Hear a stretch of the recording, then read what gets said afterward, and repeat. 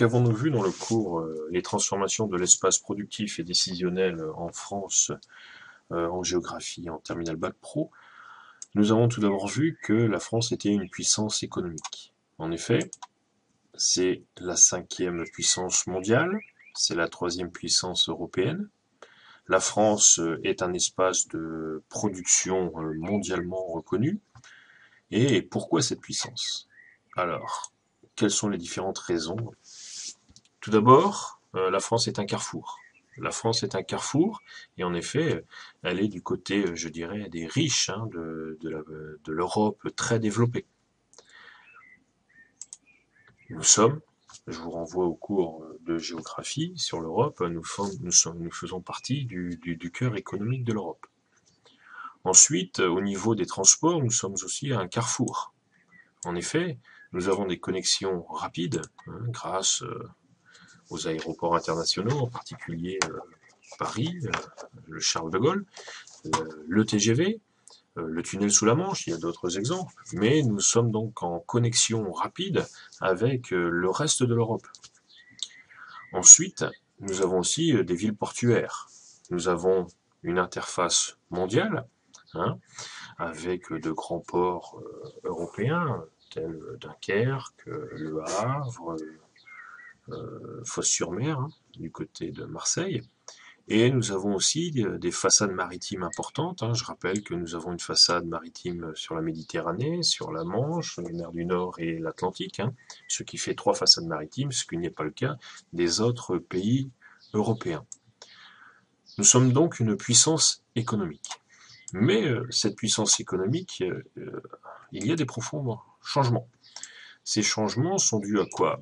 Tout d'abord à l'accélération et à l'augmentation des échanges dus à la mondialisation.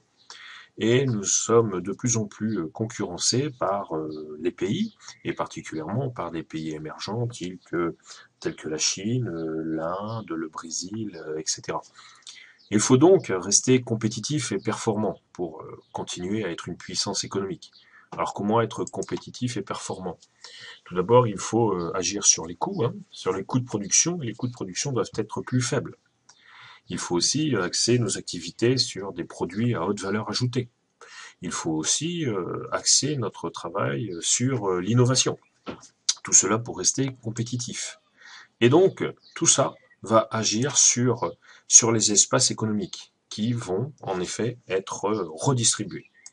En effet, avant, on parlait de l'agriculture à l'ouest de la France et de l'est industriel. C'est bien sûr une géographie économique qui disparaît. Les disparités ne sont plus les mêmes, ce sont des disparités infrarégionales, c'est-à-dire à l'intérieur des régions.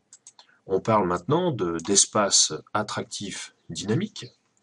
On parle aussi d'espaces en difficulté. Difficulté, pourquoi? Par la délocalisation des industries.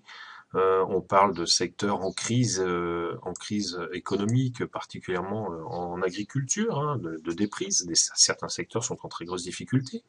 Il y a aussi des régions ou des territoires qui sont en désindustrialisation. Ensuite, il y a des espaces en reconversion économique, où il faut en fait transformer le tissu industriel pour redonner du travail aux personnes, hein. Par exemple le nord et l'est, hein, où on a vu la disparition de la mine, de la sidérurgie et de l'industrie textile, et il faut donc redonner du travail à toute cette population et donc retrouver d'autres industries.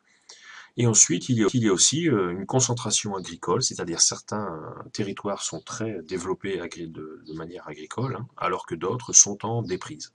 Il y a donc une nouvelle redistribution de l'espace économique. Ensuite, il y a dans cet espace productif et décisionnel une importance au niveau des métropoles.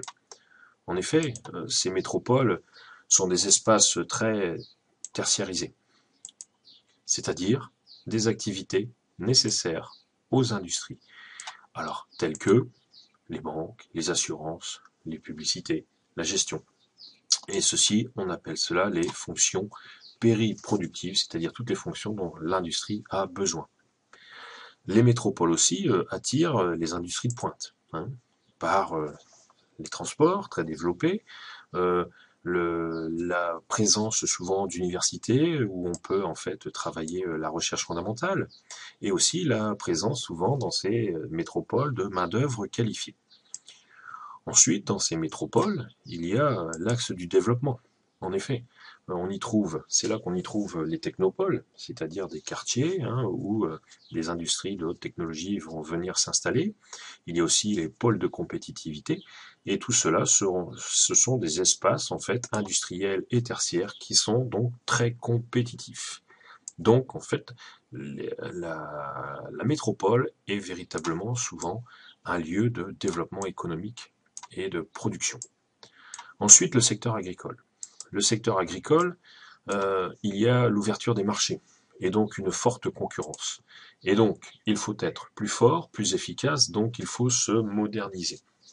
Et pour cela, il y a un développement de l'agriculture productiviste. Productiviste, c'est-à-dire par sa modernisation, par aussi une spécialisation, et souvent les fermiers, on les appelle plus fermiers, mais on les appelle des agri-managers.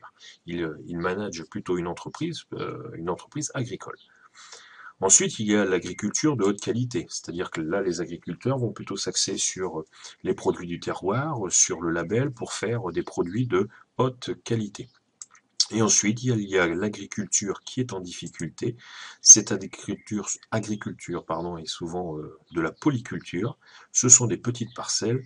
Et pour une solution pour s'en sortir, souvent, ces agriculteurs se dirigent vers un deuxième emploi qui est plutôt le tourisme vert.